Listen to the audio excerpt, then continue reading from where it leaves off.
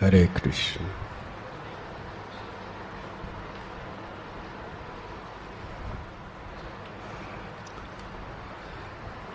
On behalf of His Divine Grace A.C. Bhaktivedanta Swami Prabhupada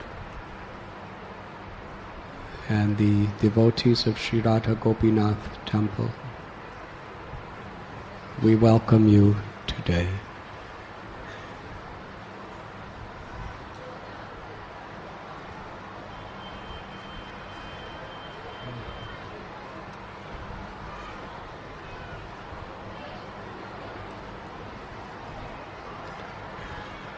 Vande Caitanya Devam Tam Bhagavantam Yad Ichaya Prasabham Nartyate Chitram Lekarange Jadopyayam. I offer my respects to the Supreme Personality of Godhead, Sri Caitanya Mahaprabhu, by whose desire I have become like a dancing dog and suddenly taken to the writing of Sri Caitanya Caritamrta. Although I am a fool. Jaya Jaya Sri Krishna Chaitanya Gaura Chandra, Jaya Jaya Paramananda Jaya Nityananda. Let me offer my respectful obeisances unto Sri Krishna Chaitanya Mahaprabhu, who is known as Gaura Sundara. I also offer my respectful obeisances unto Nityananda Prabhu, who is always very joyful. Jaya Jaya Dvaitacharya Kripamai, Jaya Jaya Gadadhara Pandit Mahashay. Let me offer my respectful obeisances unto Advaitacharya, who is very merciful, and also to that great personality Gadadhar Pandit, the learned scholar. Jaya Jaya Srivasadi Yatta Bhaktagan Pranata Haiya Bandhan Sabaraksharan. Let me offer my respectful obeisances unto Srivas Thakur and all the other devotees of the Lord. I fall down to offer them respect. I worship their lotus feet. Purport by His Divine Grace A.C. Bhaktivedanta Swami Prabhupada. Krishnadas Kaviraj Goswami teaches us first to offer respect to the Panchatattva, Sri Krishna Chaitanya Mahaprabhu, Nityananda Prabhu, Advaita Prabhu, Gadadhara Prabhu, and Srivas Prabhu, and other devotees. We must strictly follow the principle of offering our respects to the Panchatattva, as summarized in the mantra, Sri Krishna Chaitanya Prabhu Nityananda Sri Advaita Gadadhara Shivasari Gaur Bhakta Brinda. At the beginning of every function and preaching, especially before chanting the Hare Krishna Maha Mantra, Hare Krishna, Krishna Krishna, Hare Hare, Hare Rama, Rama Rama, Hare Hare. We must chant the Panchatattva's names and offer our respects to them.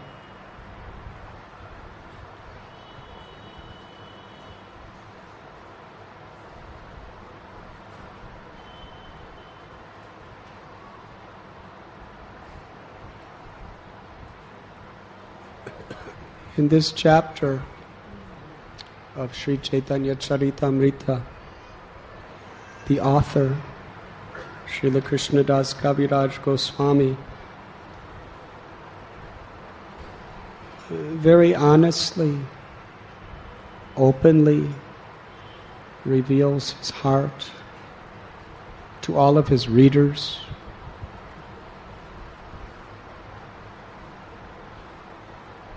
Krishna consciousness is about awakening a personal relationship with the Supreme Personality of Godhead. There are 3 levels of realization of the Absolute Truth according to Srimad Bhagavatam. Brahman realization, which is understanding the all-pervading energy of the Lord. Paramatma realization, the Lord within heart, who is the witness of everything. And Bhagavan, Lila Purushottam, that supreme absolute person who is eternally residing within his abode, performing wonderful pastimes. When the Lord descends into this world, the Gita explains, Yada yada hitarmasya klanir bhavati bharata abhyutanam adharmasya tatatmanam srijam yaham paritranaya sadhunam vinashaya chatuskritam dharma samstapanardaya sambhavami yuge yuge janma karma cha me divyam evam yo veti tattvata tyaktva deham punara janma naiti mam eti swarjana. The Lord descends out of his causeless mercy to re-establish the principles of religion, to protect the innocent, to annihilate the miscreants. The Lord comes again and again. And one who understands the transcendental nature of the Lord's appearance and activities never has to take birth in this material world again, but attains his eternal abode. The Lord's incarnations are not just temporary manifestations of the all-pervading Brahman. Rather, the all-pervading Brahman is an emanation of the rays of the body of the Lord. It is the expansion of the divine eternal energy of the Lord. But the avatars who appear in this world have their original abodes beyond the viraja, beyond the limitations of material existence, in the realm of Vaikuntha, within the Paravyoma, the spiritual sky. So for a devotee, everything is personal. Even the impersonal Brahman is personal. Even material energy is personal. Because we see everything in relation to the Supreme Person.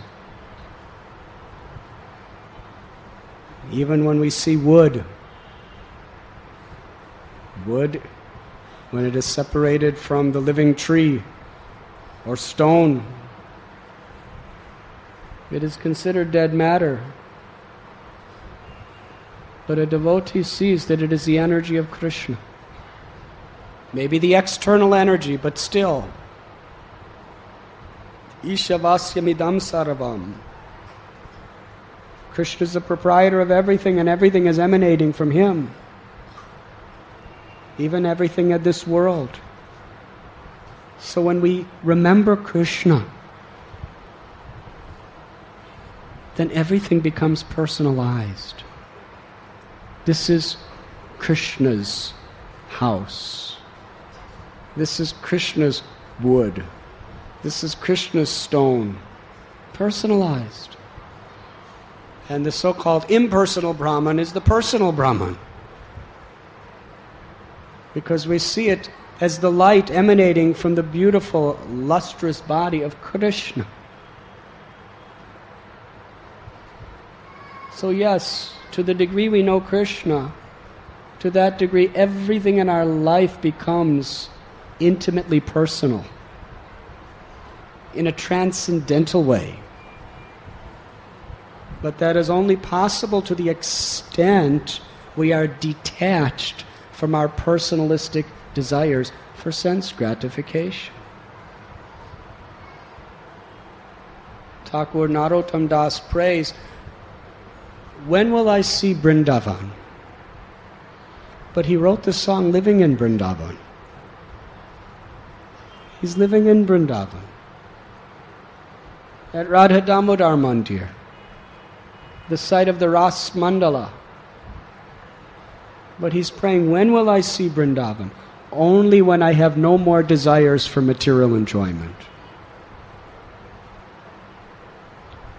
Because the egoistic pursuit of selfish pleasures is like a cataract that is covering our pure spiritual vision. The soul is part of Krishna. The soul's nature is to see God, to love God, to serve God. But this false ego, it's not the flesh of the eyes that's the problem. Because factually, if the soul is unfettered by false ego, we can see Krishna even through these eyes. Why not? The soul has great powers. The problem is not the eye. The problem is the soul has been covered since a time immemorial by ahankar, false ego. The subtlemost material element. And from that ahankar we start identifying with material intelligence, the always changing, easily disturbed material mind. And due to an uncontrolled mind, we start identifying with the ether, the air, the water, the fire, the earth, the 8 elements. And then we cannot see anything as it is. We see everything in relationship to our selfish desires.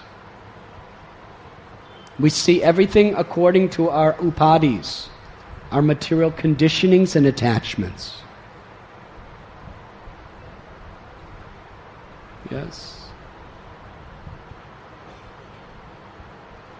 One person on one side of the border reads, India defeats Pakistan in cricket. Oh, very happy. And on the other side of the border, they're about to commit suicide. Same newspaper, same print, same words. We interpret everything according to our conceptions. We drive down the streets in Bombay, there's a hoarding about a good movie with a good movie actress, with a good producer. I don't know the names of any of them, I'm sorry. Except I know Madhu Mangal. He's my favorite. And some of his friends also. So, some people read it, oh, it's so nice, they looking at the picture, mesmerized, let's go pay our money to see this cinema. And devotees look away.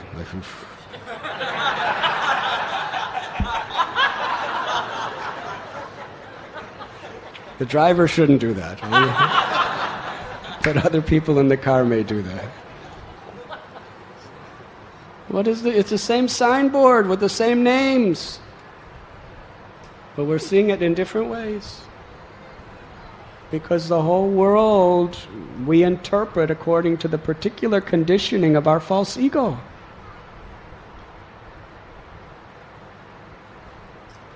But when the devotee's heart becomes pure, then the false ego transforms into the real ego. Jivera Swarupoy Krishnera Nityadas. The real ego is to identify as the servant of the Lord. with love and devotion. And therefore we see everything in relation to the Lord. We see every situation as an opportunity to serve the Lord. Everything becomes personal. Krishnadas Kaviraj Goswami is Mahabhagavat. He's in the highest state of transcendence. But the nature of a real transcendentalist is the higher you go, the lower you feel. Those who are following lesser paths of spiritual life, the higher they go, the more they think they're becoming God. But for one who understands God as He is, the higher you go, the more you feel insignificant in the presence of God. And in that state, the deeper your love is for God. Satchit Ananda. Eternal existence, knowledge, but the culmination of all is Ananda, spiritual happiness, which finds its supreme fulfillment in prema. Lord Caitanya told that there are 4 goals described in the Vedas that people strive to achieve. Artha, Kama, Dhamma, Moksha. People want sense gratification. They want a higher standard of living in this world with better enjoyment and more facilities. Or they want to go to higher worlds where they're providing incredibly more opportunities to enjoy.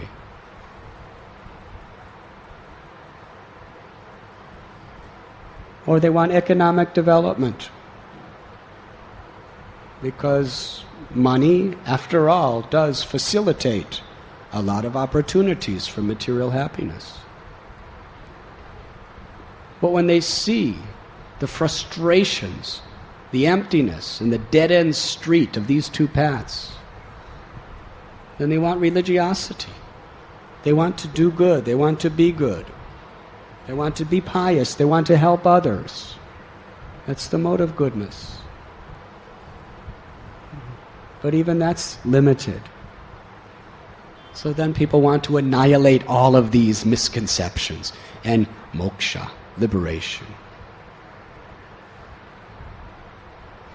But Lord Chaitanya Mahaprabhu takes from the Vedic scriptures and the great acharyas that there's something above and beyond moksha. Prema pumartha mahan. The 5th goal of all perfections is prem, ecstatic love. That ecstatic love can only be experienced in relationship to the Supreme Personality of Godhead. As we know God, we naturally love God. Why? Because God is Krishna, all attractive. So Krishnadas Kaviraj Goswami, he's writing this literature and he's about to tell us the spirit and mood in which he is writing and why he is writing. But from the very beginning, it is very personalized. He is personally revealing his heart to each and every one of his readers for all time to come. And he's not trying to show us how great he is. He's trying to show us what a fool he is.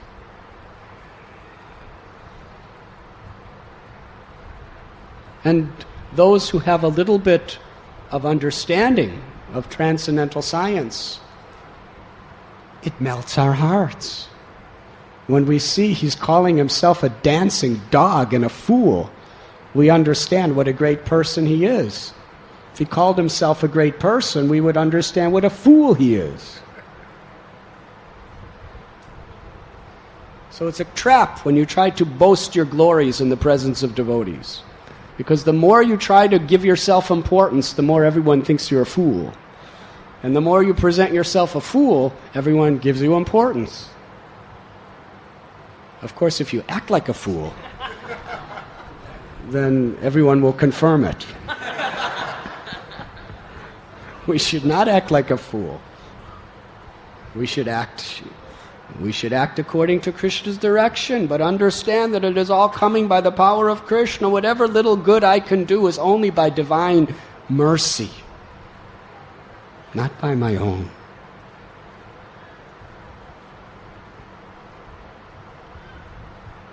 There's no other way to cross beyond the miseries of material bondage.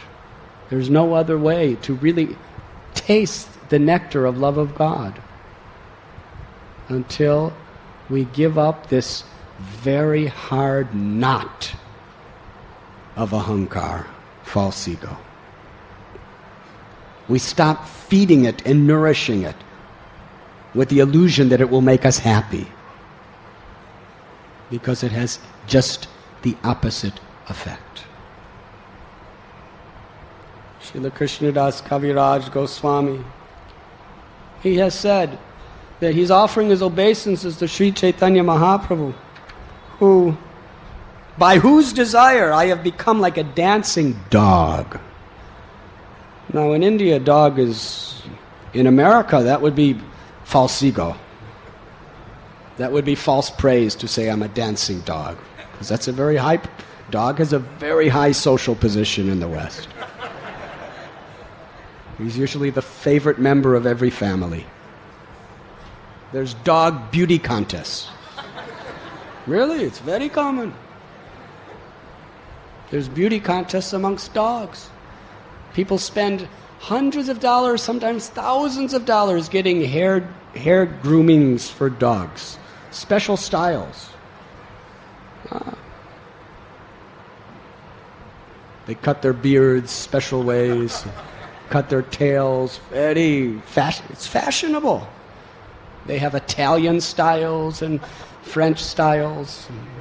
Really, people make a lot of money. Just like ladies get their hair as dogs. Dogs are very happy. Everyone looks. I've seen some beautiful woman with one very, very fancy, nice dress with dog on the leash, and everyone saying, "Your dog looks very good today."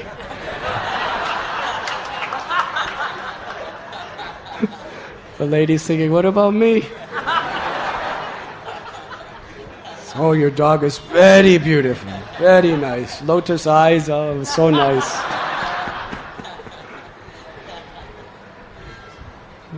But in India, especially 500 years ago,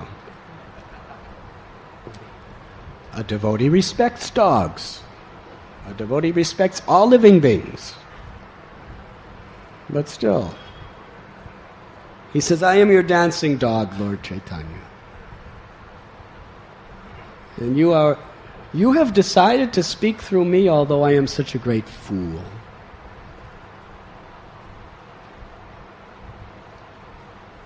Kaviraj Goswami writes that by remembering the lotus feet of the Panchatattva,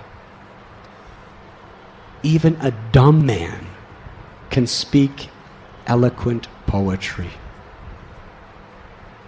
A lame man who is crippled, who cannot even walk a single step, can climb to the peaks of the highest mountains and cross over mountain ranges. And a blind man who has never seen the light of day his whole life can see the stars in the sky. What is impossible for one who has received the mercy of the Lord? That is reality. Gaur Kishore Das Babaji Maharaj, at the end of his life, he was practically speaking blind. But he was seeing Krishna. He was seeing Krishna everywhere. And people with 20/20 vision who didn't even need spectacles were coming to him for vision. People with eyes were coming to a blind man for vision, because he was seeing reality. And with our eyes, we're only seeing illusion. He's seeing the source of everything, Krishna, within his own heart. And we're just seeing the mirages and chasing after the pleasures of these mirages, these reflections of non-reality.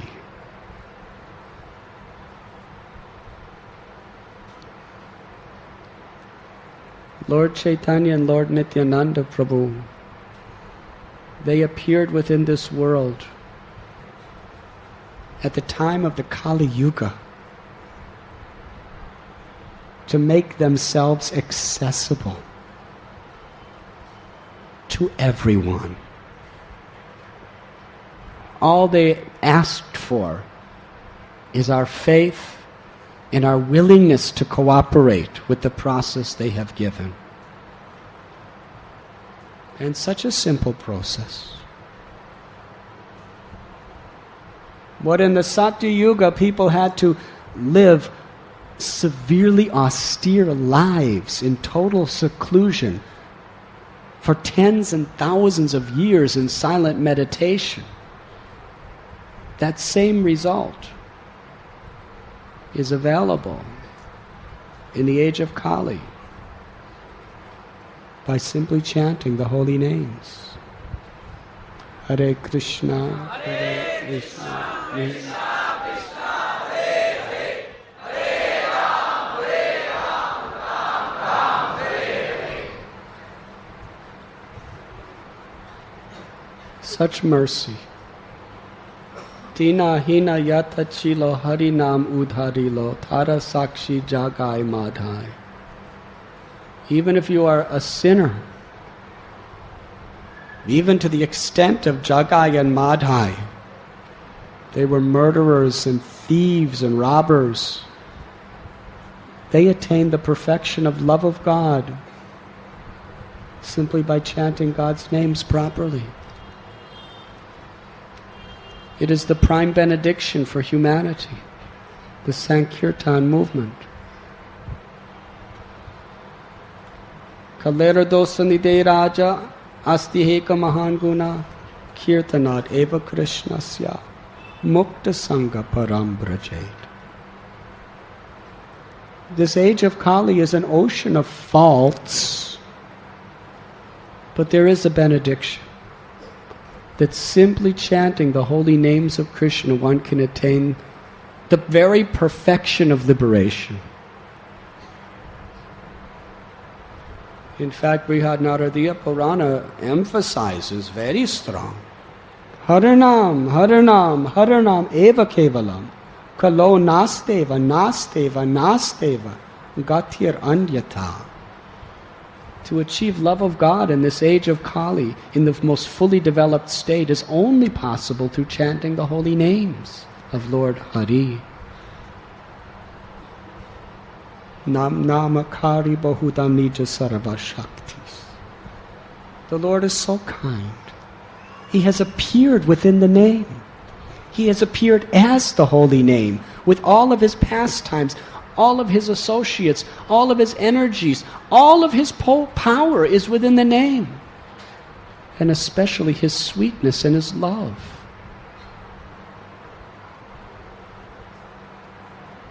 But Krishnadas Kaviraj Goswami, quoting from the scriptures, tells us that there are 10 offenses to the chanting of the holy names. And if one is infested with offenses against the holy name, then even if that person chants the Hare Krishna Maha Mantra birth after birth after birth after birth after birth, one will still not experience the awakening of love of God within the heart.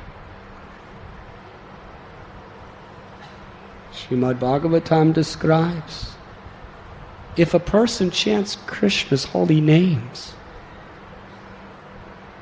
and that chanting doesn't cause tears to pour from the eyes, the limbs to tremble, hair standing on end, and voice getting choked up, then it is to be understood that that person has a steel-framed heart. If by chanting Krishna's names one's heart does not melt, then one's heart is made of steel. And what causes that steel frame heart? Offenses to the holy names. But how? How to overcome these offenses when we are conditioned since time immemorial to be offensive? We know the offenses. We try to guard against the offenses. But how can we actually do it? Krishna, he spoke Bhagavad Gita. All the instructions are there. But then that same Krishna came 4,500 years later in the age of Kali, in his most munificent incarnation of Lord Caitanya, to teach us practically. Therefore, Krishnadas Kaviraj Goswami and all the acharyas declare that if we take shelter of Lord Chaitanya and his associates, the Panchatattva, then we will be free from offenses. Then when we chant the Hare Krishna Mahamantra, the heart begins to melt and we free ourselves of offenses.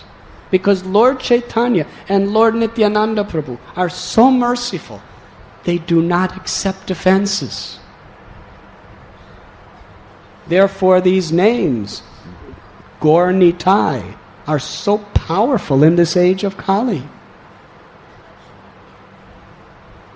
And the acharyas have taught that the Mahamantra, the greatest of all mantras, if we want to chant it properly, first we must take shelter of Lord Chaitanya and his associates to remove our offensive mentality by chanting Shri Krishna Chaitanya Prabhu Nityananda Sri Advaita Gadadhara Shivasati Gaur Bhakta Brinda.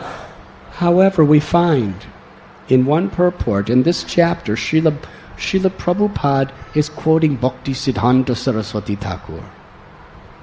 Now please listen carefully. The essence of the secret of how to chant the holy name of the Lord offenselessly is about to be revealed to all of us.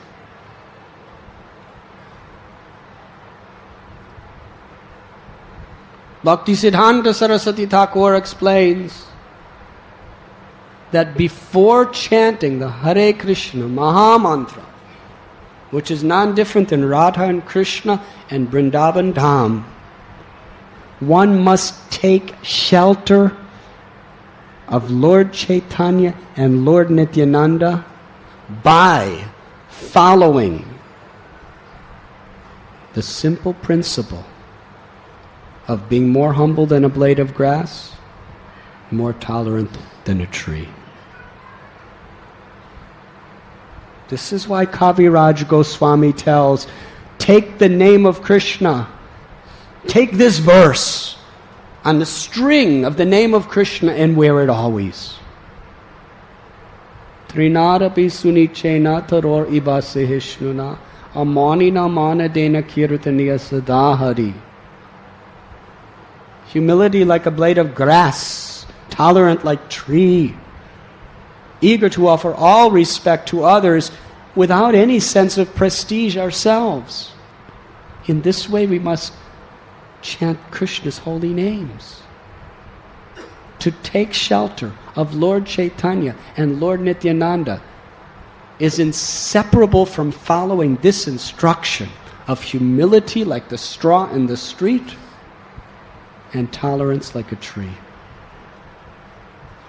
When we do this, then when we approach the holy name of Radha and Krishna through the Mahamantra, our heart melts. An ecstasy of love begins to awaken within our hearts. That is the secret of success. Without aspiring and making it a priority to live by this principle of Trinadapi Sunichena. It doesn't matter who you are or what people say about you. The Mahamantra will always be chanted in a way that is, from our side, superficial. Until we become Trinadapi Sunichena Taror Ibasihishnana. We have to keep chanting this Mahamantra birth after birth after birth, because we will still be chanting with offense. This is an essential principle. This is not a detail. And it must be taken very seriously by all. Because in this age of Kali, the holy name is the only way to achieve love of God. If you go to another path, you may get something else, but not love of God. And it's so easy. After explaining in this way, Krishnadas Kaviraj Goswami tells how Vrindavan Das Thakur, the son of Narayani, he supremely, mercifully benedicted the whole world with the most beautiful description of Lord Chaitanya and Lord Nityananda's life and teachings.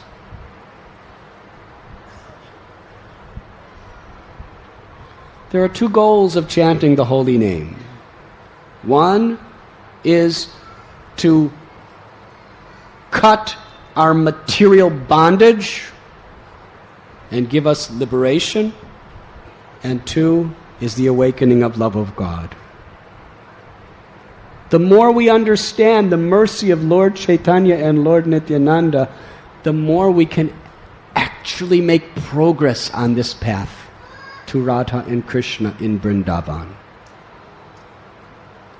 Thakur Narottam, he prayed in this way, that without the mercy of Lord Nityananda, one cannot get the mercy of Lord Chaitanya, and without that mercy, to approach Radha and Krishna in Vrindavan is very difficult because our hearts are offensive. They remove our offenses.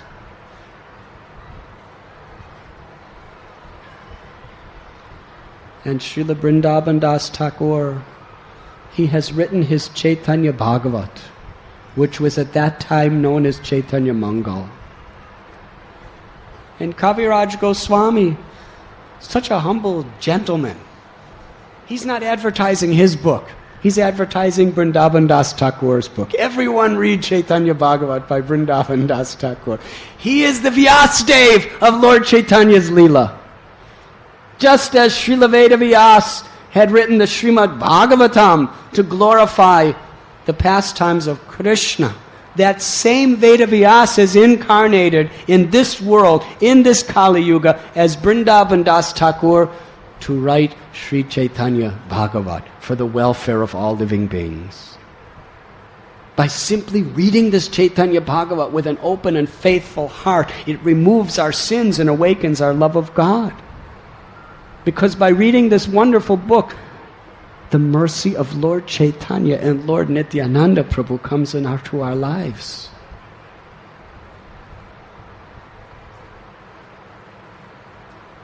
And after glorifying with great devotion this Vaishnav, he explains how Vrindavan Das Thakur, as he was writing, his book was becoming bigger and bigger and bigger. Although he described in great detail the mercy of Lord Chaitanya and Lord Nityananda in their early Leela, he did not write very elaborately about the final pastimes of the Lord after he took sannyas. But in Vrindavan, where Krishnadas Kaviraj Goswami was residing, many great devotees, they wanted to hear the later pastimes of Lord Chaitanya. They wanted a book for the whole world to understand authoritatively the later pastimes of the Lord and His devotees.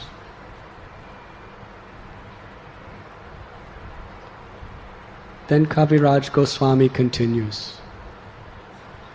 In Sri Vrindavan Dham, in a forest of Kadamba trees, under the desire trees is a golden throne ornamented with the most precious, divine jewels. Sitting on that bejeweled throne is Brajendra Nandana, the son of Nanda Maharaj, in his form of Sri Govinda Dev,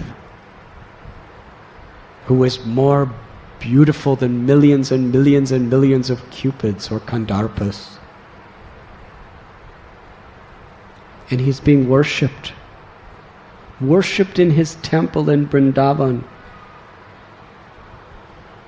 with the most devotional paraphernalia, garments, ornaments, and so many other facilities which are all completely transcendental.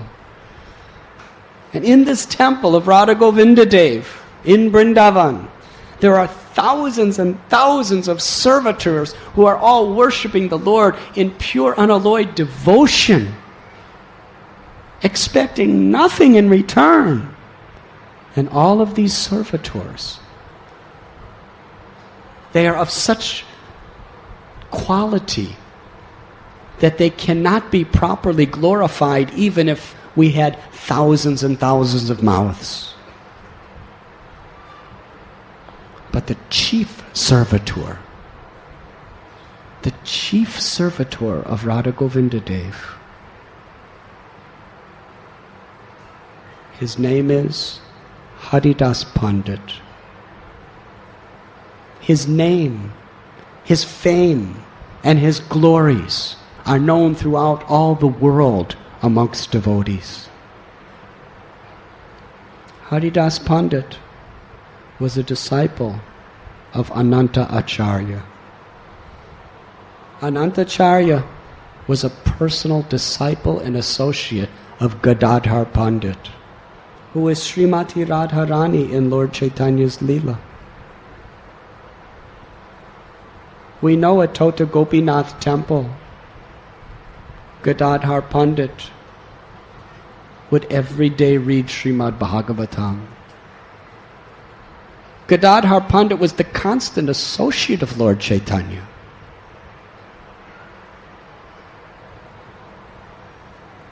When Lord Chaitanya was a boy, Gadadhar Pandit was his friend, his classmate. When Chaitanya Mahaprabhu returned from Gaya and manifested his ecstasies of Sri Radharani and began to promote the Sankirtan movement, Gadadhar Pandit was constantly at his side.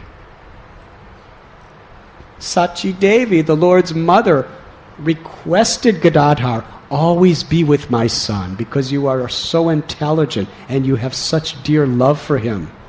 Always be with him.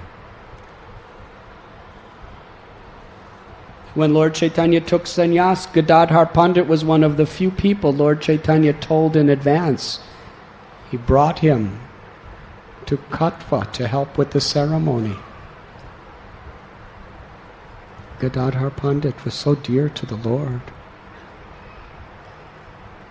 And when Sri Chaitanya Mahaprabhu went to Puri, then to South India, when he returned, they announced to the devotees of Bengal, and Gadadhar Pandit came along with Shivananda Sen's party.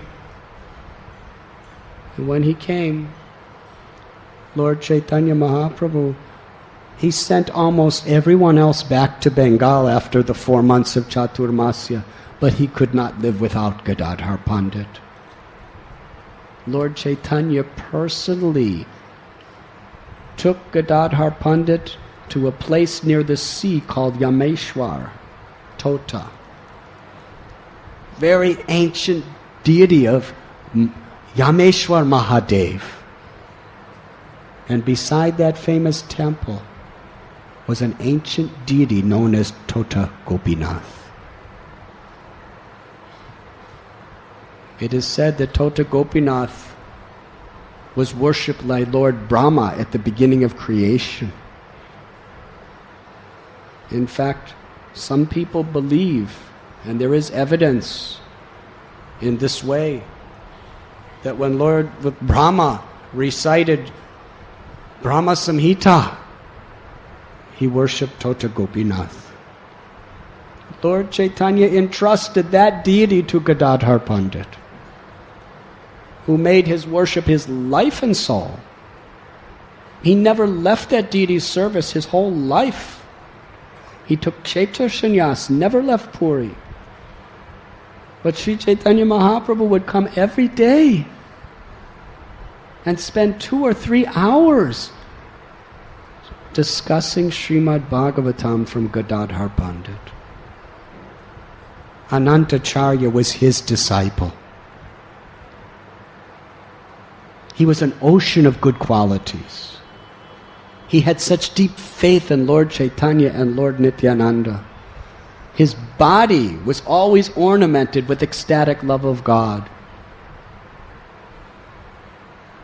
In fact, according to Gorganodeshtapika, Anantacharya in Krishna's Leela was one of the 8 Sakis, Sudevi Gopi.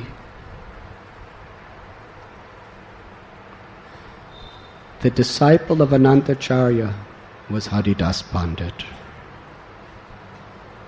who was so dearly loved by everyone. He was gentle, tolerant, humble, peaceful, magnanimous, very grave, sweet in his words, and sober in all of his endeavors. Haridas Pandit was respectful to everyone. And all of his work was for the benefit of all living beings. Diplomacy, envy, jealousy were unknown to his pure heart.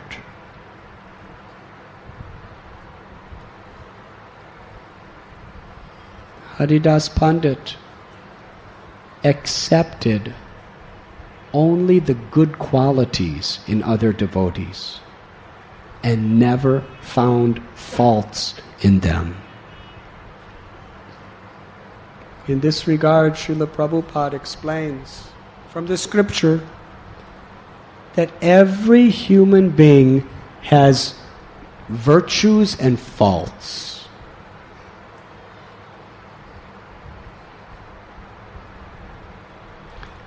A real Vaishnav, the quality of that person is a Vaishnav accepts the glories and good qualities of the person and does not consider or concern him or herself with the faults. Just like a fly is very eager to taste sores, but a honeybee is very eager to taste honey.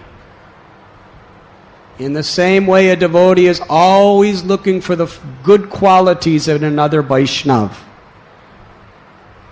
And Haridas Pandit, he had this quality called adosha darshi, which means doesn't look for the faults and does not accept the faults, only looks for the good.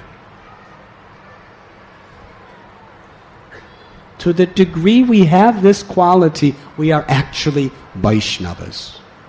This is a foundational quality of a Vaishnav. In a very crude sense, a Vaishnava is one who believes in Vishnu. That is also there.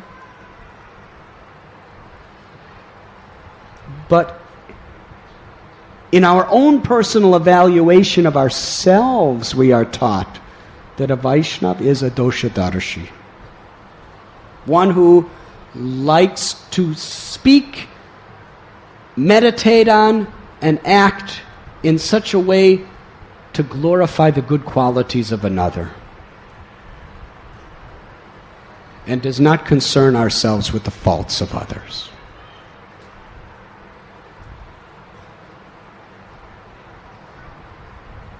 It is difficult. But Haridas Pandit, he personified these qualities. And Haridas Pandit had great faith in Lord Caitanya and Lord Nityananda. In the temple of Radha Govinda, he arranged for Sri Chaitanya Bhagavat to always be recited and discussed. And when he himself would preach the glories of Lord Chaitanya and Lord Nityananda, he illuminated the entire assembly of devotees, conquered everyone's hearts.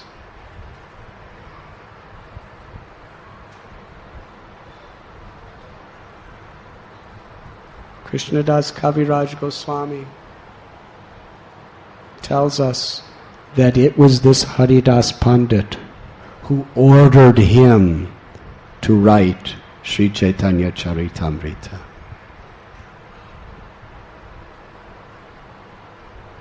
And the head pujari of Radha Govinda temple, his name was Govinda Goshai. Govinda Goshai was the disciple of Kashishwar Pandit. Kashishwar Pandit was one of the two servants of Lord Chaitanya, Govinda and Kashishwar. Previously, they were the servants of Lord Chaitanya's guru, personal servants, Ishwara Puri. Kashishwar Pandit, one of the greatest, most exalted acharyas. In Krishna's Leela, in Goloka Vrindavan, he is a cowherd boy named Bringara, who was the personal servant of Krishna. And he appeared in this world as Kashishwar Pandit to perform his service.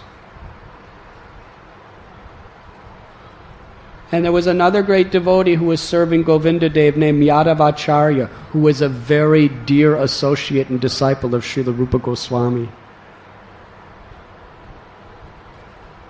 And there was a great devotee. His name was Bhugarbha Goswami, best friend of Lokanath Goswami. Came to Vrindavan when practically no one was there in the forests. He was a disciple of Gadadhar Pandit. All of these devotees and their associates unanimously agreed that Krishnadas Kaviraj Goswami is the perfect person to write a book on the later pastimes of Sri Chaitanya Mahaprabhu. All of these devotees, individually and collectively, ordered Krishnadas Kaviraj Goswami to write this book. But he was so much ashamed because he felt, why are they asking me? I am least qualified of everyone. I am a fool. Besides that, at the time, his age was in the 90s. This was going to be a great literature for all time. He was a very old man with many, many physical ailments of old age. And he considered himself so humble. In Caitanya Caritamrta, he reveals his heart. He said, I am most sinful, most low, lower than Jagai and Madhai. If anyone speaks my name, they become sinful. If anyone hears my name, they lose their piety. He says, I'm lower than a worm in stool. This is his heart. So when all these great Vaishnavas are requesting him to write Lord Chaitanya's authorized biography of the later part of his life, he didn't feel proud. He felt ashamed. I am not qualified. I do not deserve it. One of the greatest qualifications of a Vaishnava is their feeling of being disqualified. If you feel qualified, you're disqualified. If you feel disqualified, you're on the path of being qualified. Material life is a perverted reflection of spiritual life. So yes, Kaviraj Goswami was in anxiety about what they were asking him to do. But how do you refuse the word of the Vaishnavas? But he wanted their order to be confirmed by Sri Madan Mohan. So he went to the temple of Madan Mohan, the worshipable deity of Sanatan Goswami. And there he stood before Madan Mohan, who was being worshipped by the pujari Goshai Das. Krishnadas Kaviraj Goswami offered his prayer and begged for the blessings and permission of Madan Mohan for him to fulfill the order of the Vaishnavas. Just as he was offering his prayer, begging for permission, the garland from Madan Mohan slipped off of his neck into the pujari's hands, and the pujari picked it up and put it around the neck of Krishnadas Kaviraj Goswami. All the assembled Vaishnavas and Gosais, when they saw this, they understood exactly Madan Mohan's statement, and they loudly cried out, Hari Bol!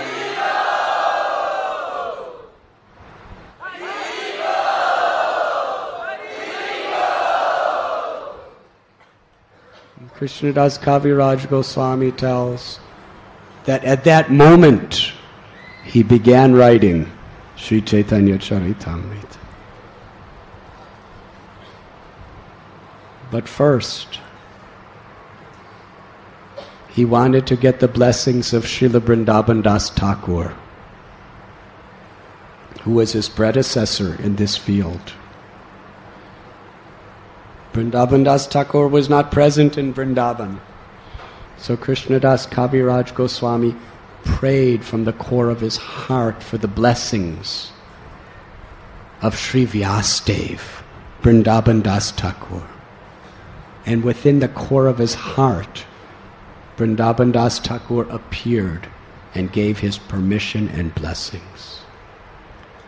It was then that he began this great literature. Now Srila Prabhupada explains that in Vaishnav life, on the path of the highest truth of devotion, we never consider ourselves to be the doers. Krishna tells us in Gita, Prakrite kriyamanani gunai karmani sarvasha ahankara, that a bewildered soul considers themselves to be the doer of their activities, when all the activities of this world are simply being carried out by nature. If you go to our Dairam Museum upstairs, you will see a very wonderful display of the three modes of material nature. Maya Devi, the illusory energy, has everyone on the strings of these three modes, like puppets. She's the puppeteer. And she pulls the mode of passion, and we just run to try to fulfill our passionate desires. And she pulls the mode of ignorance, and we run in that way. Now we have our free will. We can choose by our free will to respond. Now these pullings are coming due to our previous karmas. Because everything we do, everything we speak, we are influencing ourselves by the mode of nature that is predominating over that. And we become more conditioned by it. Every time we engage in an activity in the mode of passion or lust, we become more subjected to that power. We become more conditioned and bound by that string, by that rope. And we can see this practically. The more you take intoxication, the more you become addicted to intoxication. It becomes a very inseparable part of your identity, your being, and you can't live without it. If you never take intoxications, it's no big deal. But if you're drinking alcohol for 20 years, you go mad without it. It's controlling your life. If people are too much sexually active, then they can't do without it. It's controlling their life. Yes, this is the way the modes of nature work. We make our decisions and we become further bound according to the decision and condition. And Maya is just pulling the strings and she knows which ones are for us. And we just like puppets. The only way to overcome that is by our free will. Sarva dharman parityasya. Daiviyeshu gunamayi mama maya duratyaya. Mamevam ye prapadyante mayam etat tarantite. It's material nature. It is working by the powers of these three modes, which are very difficult to overcome. But if we take shelter of Krishna and experience that higher taste of Krishna consciousness, then it is possible. Then by Krishna's grace we can be free from these three modes of material nature. There is no other way.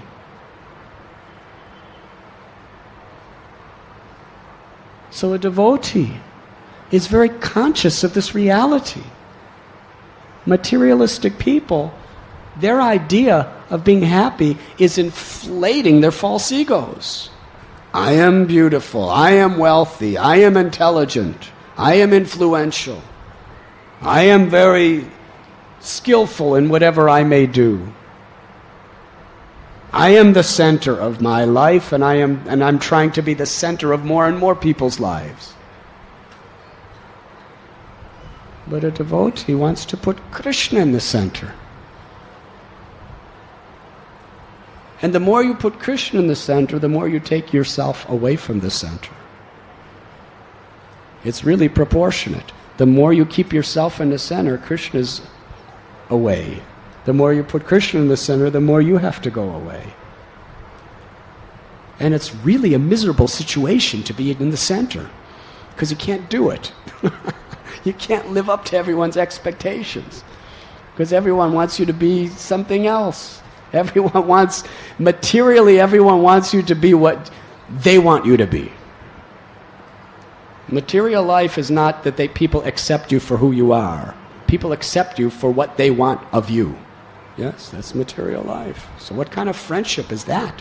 What kind of love is that? Love is selfless. To the degree there's no ego, to their degree it's selfless, there's love.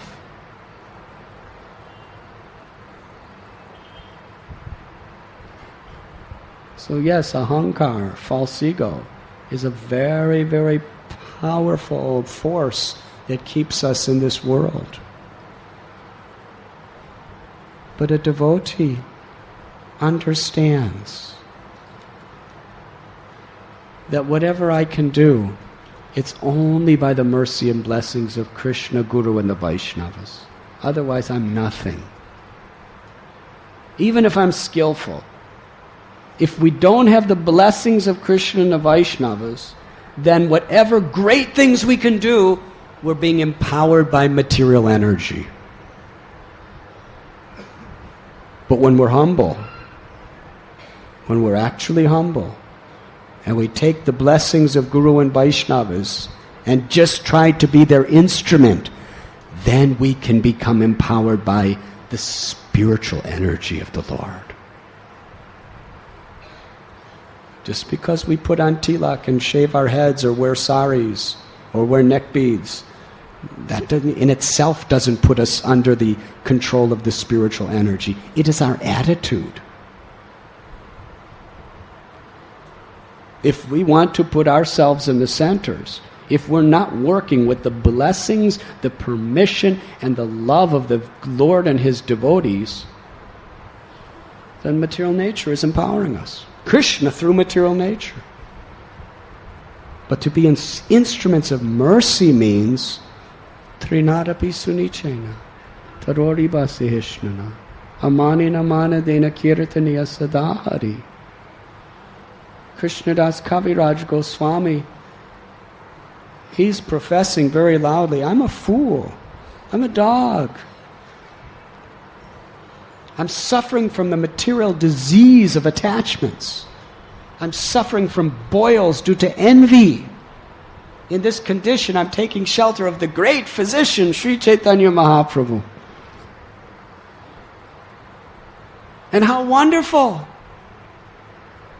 Krishnadas Kaviraj Goswami in this chapter is saying, I am not writing Caitanya Caritamrta by the blessings of all the Vaishnavas who I worship and honor as my gurus. By their mercy, Madan Mohan is speaking through me. He is the offer. I'm just a puppet, a wooden puppet, dancing according to his desire. And he's giving all credit that Madan Mohan is using him as this type of puppet. He's giving all that credit to the devotees, because he's following their order. And he has received their blessings. There is nothing more sacred and glorious than the blessings of the Vaishnavas, because it's the only means by which we can be empowered by Krishna. Thakur Narottam prayed, Chadiya Vaishnava Seva Nistara Paichikeva. That where has anyone ever become a real devotee and pleased Krishna without serving the great Vaishnavas? That is the secret of success. To be an instrument. That was Srila Prabhupada's concluding prayer on Jaladuta. I am not qualified to do this, my Lord. You're sending me to a strange country without any facilities, and I don't even know if they'll understand my language. Only if you speak through me, and only if you in their heart give them the power to understand, can your message be transmitted. Let me just be your puppet and make me dance as you want me to dance, my Lord. Make me dance. That is love. Love is based on selfless service.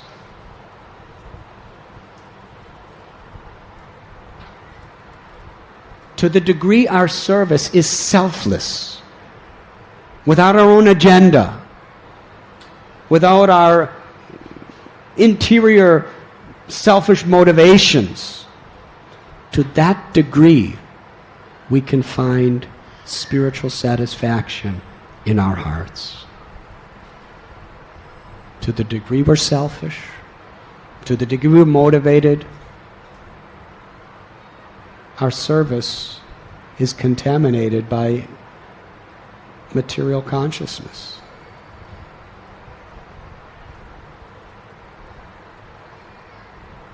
Srimad Bhagavatam deals with only one subject.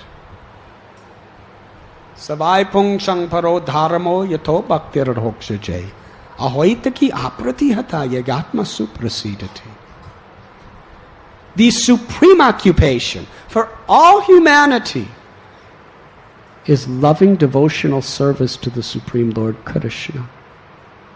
Such service must be unmotivated and uninterrupted to satisfy the heart. Ahoitaki apratihata. This is Lord Chaitanya's message. From beginning to the end of our whole sampradaya, it's only about this. Ahoita ki apratihata. Bhakti without motivation, selfishly, or interruption. Srila Prabhupada writes that Krishna sees the purpose in which everything is offered. He doesn't just see what you do, he sees the purpose. Are we doing it for his pleasure, or are we doing it for our own pleasure? To the degree we do anything for our own pleasure, we suffer. And to the degree we do it for Krishna, without our own pleasure considered, we enjoy. This is another one of those contradictions we have been speaking about. It's a wonderful thing. Caitanya Caritamrta describes from Srimad Bhagavatam the nature of the gopis. They have no desire ever for themselves. Their only desire is to make Krishna happy. And to the degree we make Krishna happy, to that degree Krishna reciprocates and makes us happy. But we don't want that happiness. We only want Krishna's happiness. But Krishna reciprocates and gives us happiness. That is the spiritual world. Therefore Mahaprabhu prayed, Nadanam na janam na sundarim kavitam vajakadisha kamaye.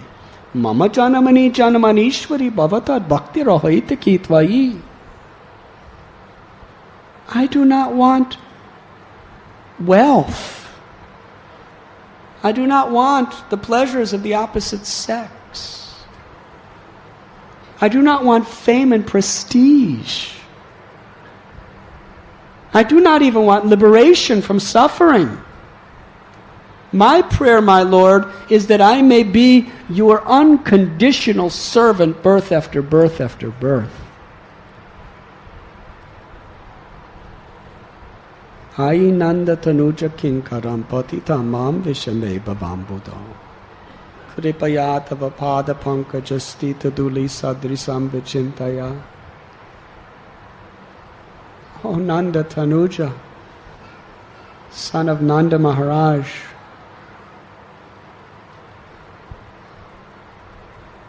I surrender to you. I am your servant under all conditions. I'm praying. Just let me be just a single atomic speck of dust at your lotus feet, and I'll be happy forever. He doesn't want to be God. He doesn't want mystic powers. He doesn't want fame and prestige. He just wants to be one out of those billions and trillions of particles of dust on the lotus feet of the Lord. That consciousness gives Krishna so much pleasure. Ashlisya vapadaratam panashtu mama darshanam maramahatam kurotu va yatata tata vedatu lantpato matpurana natastu se eva napuraha. This is the culmination of the ultimate perfection of life, which is unconditional selfless service. We all want to be recognized or embraced by the person who we adore. Lord Caitanya says to Krishna, in the mood of the gopis, my dear Lord, if you want, you may embrace me. Or if you like, you may trample upon me.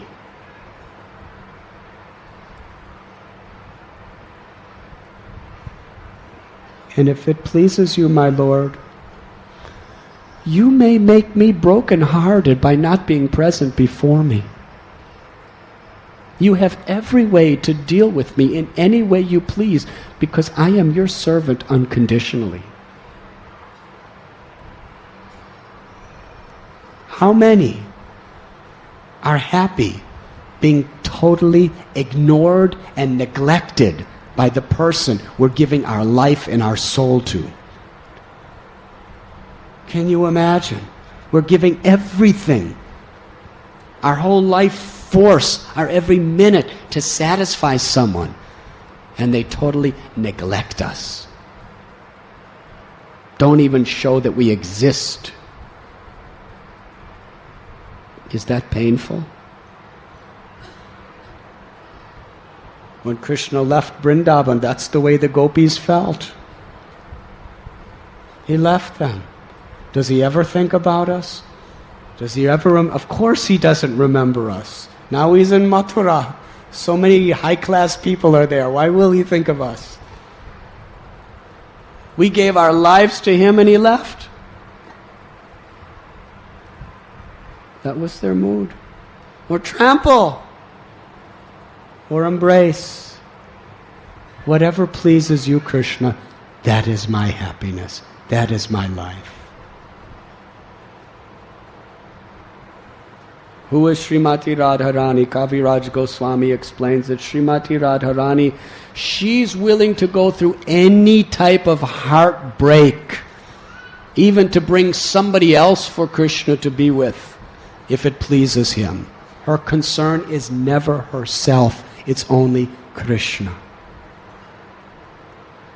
And that is the state in which Krishna reciprocates and manifests himself. Sometimes in Vipralamba, sometimes in Sambhoga. But in either case, he gives us the greatest spiritual happiness. So sometimes on the path of bhakti, we hear this philosophy, but it doesn't really sink in. Because we're still so selfishly motivated. We're still thinking of myself. Now, of course, just to survive, we have to think of ourselves to some extent. If we have families, we have to think about earning a living and all of that. But we have to be very careful to cultivate the motivation of unconditional service to the Lord. Real devotional service means expecting nothing in return. That is bhakti. Kapila Dev describes as bhakti in the mode of ignorance, passion, goodness, and transcendental. Lord Caitanya kicked out everything except transcendental. Daivi Varnashram may be to elevate different people, but ultimately Lord Chaitanya, Nadanam Najanam Nasundarim. I only want to please you, Krishna. That must be our aspiration. And that's why we come to this temple. We come to this temple to learn the process of selfless service. The other night, I was telling some of our devotees about our recent trip to Amritsar. And Guru Charan Prabhu and Raghunath Prabhu, they took us on a visit to the Golden Temple, also known as Har Mandir. It's a beautiful temple. It's actually quite unbelievable. The gold and the jewels and everything. When I saw that temple, I was thinking Radha Gopinath temple is very, very simple place. It's very simple. It's like a straw hut compared to the Golden Temple. And where is all that gold coming from? All the devotees there, they just donated their bangles and their watches and their earrings and their nose rings and whatever else they had. And so much, they just pounded it all into gold and melted it. Hare Krishna. An amazing thing. It's a huge area. You know, the temple is in the middle of a lake. The lake is crystal clear. You can even see fish way out in the middle because the water is so clean. But it's not clean automatically. At all times there's people with nets just cleaning the water, constantly, day and night. And this big area around the lake, It's all marble and stone. Immaculately clean. This big area. I don't think we ever walked more than 20 feet without somebody sweeping and somebody washing.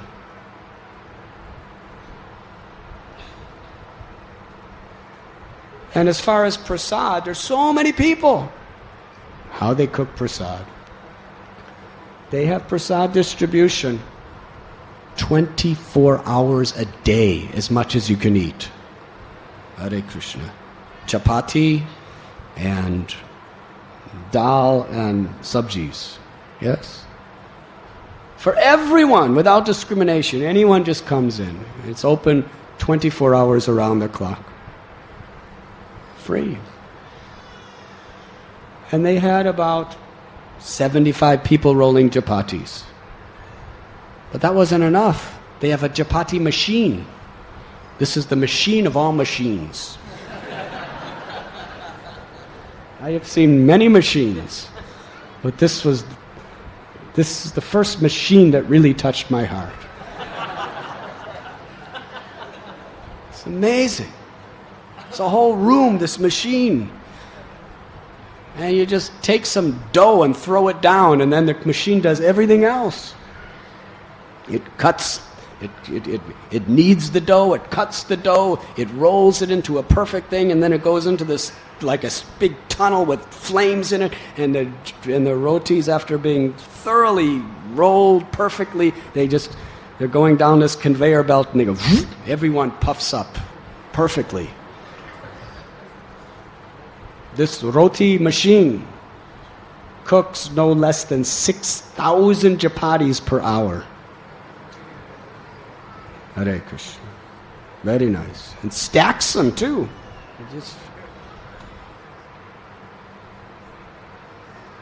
So I was very happy. This is technology, and very nice technology. No pollution, just prasadam. And they're serving. So many people are serving, so many people who are coming and keeping clean, and there's shoe stall. It's like we have our shoe stall. They have so many people at the shoe stall. Multi-millionaires from Toronto sitting next to peasant villagers of Punjab. Just sitting, just doing menial service of just with their hands, just taking people's shoes. But not only take it, but you give them their shoes and they polish it.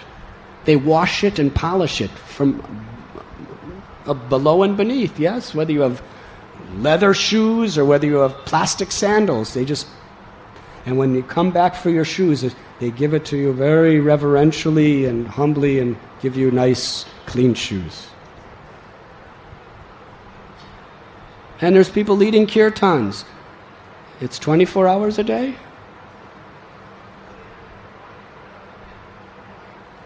What did he say?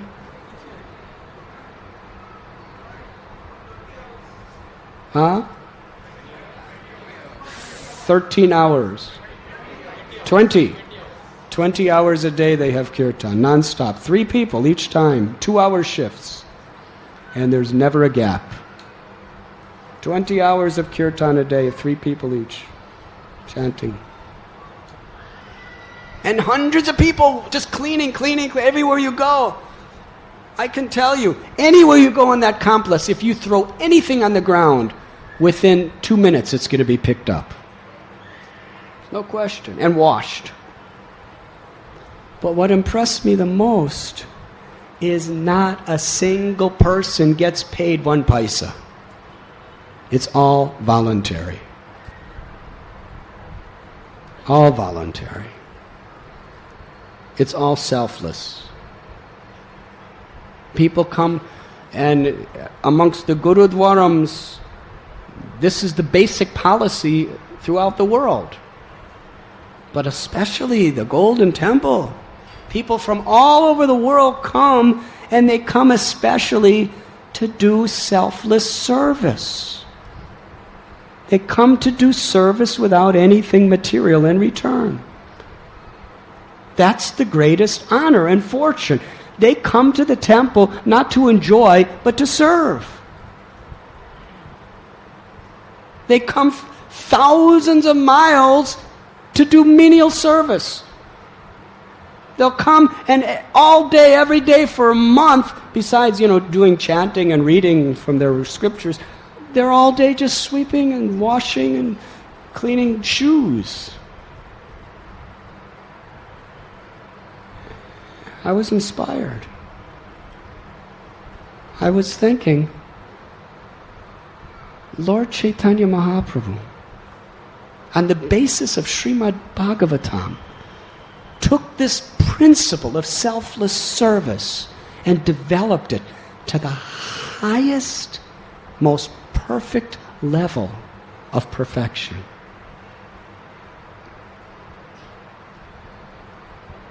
Now, even in this world, to the degree our service to another is ahoitakiya pratihata, without motivation and interrupted, it's satisfying to be loved. Lust means we have our own personal pleasure in interest. Love means selfless, the soul's service to God. Srila Prabhupada explained, the closest thing to pure love in this world is the love of a mother for their baby child. Because what does the mother get from the baby child? Sometimes I happen to see the baby. What does the mother get from the baby child? Kicked in the face. How many mothers have been kicked in the face by their child? Every mother, yes? I don't remember kicking my mother's face, but I know I did. It's the tradition of all babies. Kicked in the face, crying.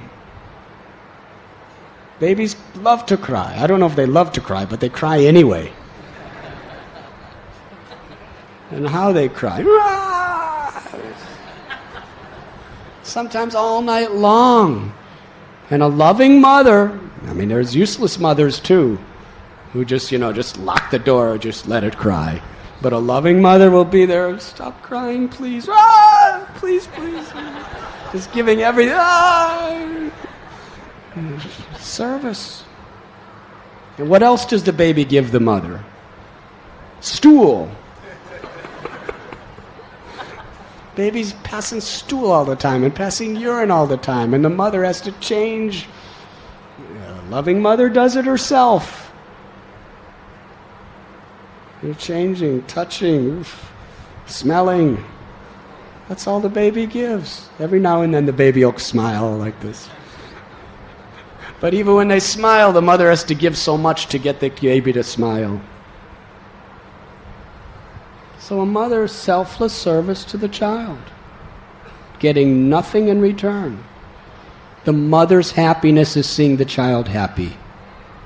Nothing else. If the child is happy and protected, that is the mother's satisfaction. Not what the child's giving to me, but if the child, and that's love. My happiness is the object of my love's happiness. If this child is blissful and smiling with eyes tinkling, going, mama, mama, then I'm happy. Because the child's happy. Selfless. But when that selfless attitude of service is directed toward God, then it becomes transcendental. It enters into the spiritual platform. And that is the perfection of life. Unmotivated, uninterrupted service to the Lord. And Sri Chaitanya Mahaprabhu, he took this principle and developed it to the highest spiritual perfection. The love of the gopis in Vrindavan. The most perfect, complete spiritual love. And he taught all of his followers how to follow in the footsteps of the Braja Gopis.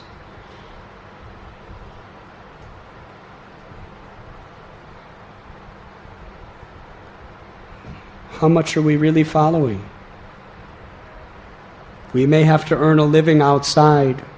Now, brahmacharis, they should simply be sold out.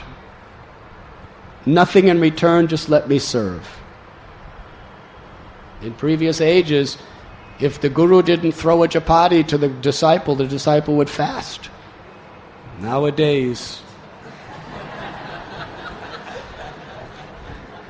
gurus aren't so good at throwing chapatis, so they just have certain times to eat prasad. But that's the principle.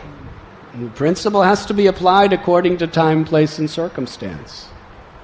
The brahmacharis are simply for the service of Guru, Vaishnavas, and Krishna, where there's nothing else in my life. Now, grihastas, they have husbands, they have wives, they may have children, and then if you have husband and wives and children, then you have to have a place to live.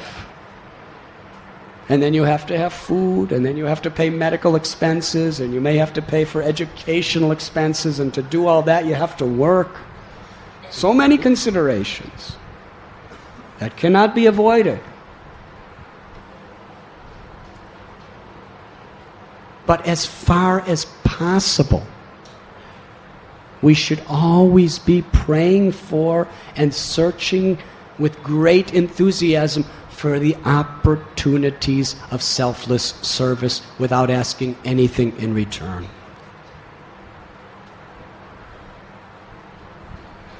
Srila Prabhupada was an example. He taught his little son Abai in this way. He would be out working. He was a cloth merchant. But what type of selfless service he rendered? He loved his child. He wanted Abai to get the impression of loving God from his earliest childhood and throughout his life. That's love. Every single morning, Abai, little boy, he would wake up to the arti bell. And he would see his father offering arti and his mother singing. They would both be singing kirtan together to the deities of Radha Govinda. Every morning, that's how he woke up. He saw his mother and father chanting japa, performing arti for the deities, making offerings of bhoga to the deities. That was his impression. He didn't wake up seeing his family watching television or reading newspapers. He didn't wake up seeing his family, just drinking a cup of coffee and running off to work. He woke up seeing his family performing the puja and the seva of the Lord every day. Arti, kirtan, japa. And then then father went to work. That's part of life. In Grihastha ashram, you have to go to work, and he worked hard. But then when he came home, what did he do? He and his wife would cook wonderful preparations, and they would invite sadhus. Every night they invited sadhus. And they served the sadhus. And what do sadhus give you in return? Sometimes they give you a hard time. Sadhu, they were just serving, nothing material coming back. And the only thing Gaur Mohan Dey ever asked of those sadhus was, bless my son that he will become a pure, loving devotee of Srimati Radharani. It's the only thing he asked in return. That is selfless service. So you see, Srila Prabhupada taught us in this way. A grihasta may have to work, but as much of their life as possible should be selfless service, without desire for prestige, without desire for fame, without desire for promotion or benefits of this world. Simply the desire to satisfy Guru, Krishna, and the Vaishnavas. Haridas Pandit, that was his special feature. His life and soul was simply to satisfy the Vaishnavas. So when we come to temple, if we really want to get most benefit, We should come to the temple to render menial, selfless service. Then we really access divine mercy.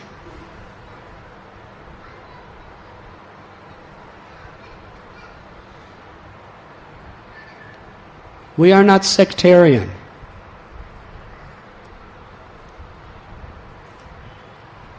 In this sense of the golden temple, we can take gold from a golden place.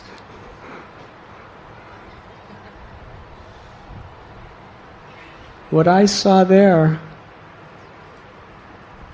is very much in action on a certain level what we should be doing. Not I will do this, but what will I get from it? But I will do this because I will get purified through the process. There's nothing greater than purification. I will do this because it gives satisfaction to Krishna. It gives satisfaction to Krishna when we please his devotees. In fact, Krishna does not accept anything except unconditional love. That is why, unless we have unconditional love, we must serve Krishna through our spiritual masters and through the Vaishnavas, through parampara. Because by their blessings, by their mercy, by their orders, Krishna will accept the service that we're rendering, even though it is not perfect. But it pleases Krishna to that extent. This is the essence of real religion. Selfless love. It is the essence of every great spiritual path, to love God. And the Srimad Bhagavatam culture has given the most full, rich, and complete comprehension of love of God. In the intimate rasas of Vrindavan, Santa Ras, Dasya Ras, Sakya Ras, Vatsalya Ras, and Madhurya Ras. But we can't imitate. We cannot enter into any of these spiritual rasas until in this world we learn the spirit of selfless service to the Lord. And what a wonderful, all-attractive temple all of our temples would be if people in the temple and people of the whole congregation were just coming as much as possible just to render service with nothing expected except the blessings of Guru and the Vaishnavas. How beautiful life would be. How happy, how ecstatically happy Krishna consciousness life would be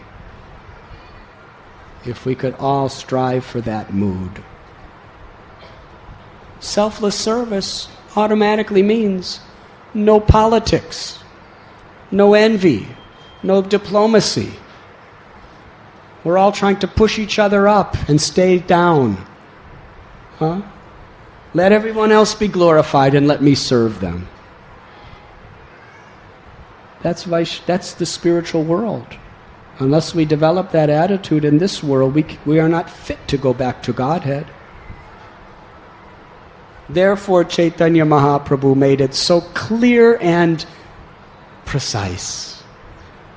Trinadapi sunichena, taror ibasihishnana, amanina manadena kirtaniya sadahari.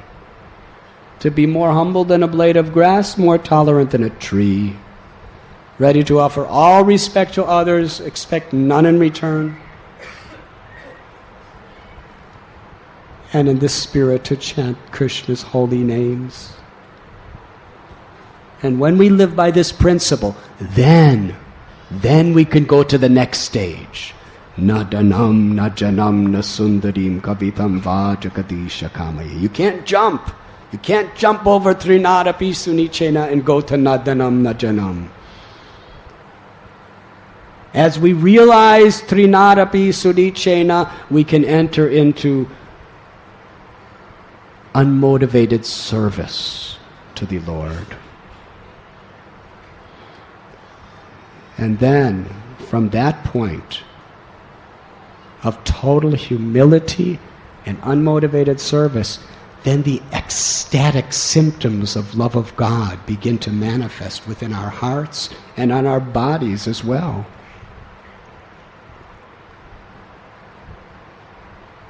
It is in this spirit that we want to cultivate, taking shelter of Lord Caitanya and Lord Nityananda, and then approaching Sri Vrindavan Dham as we chant the Hare Krishna Maha Mantra.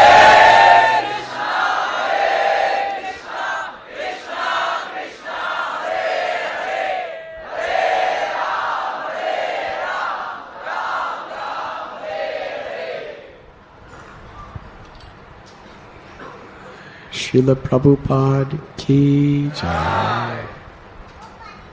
Thank you very much.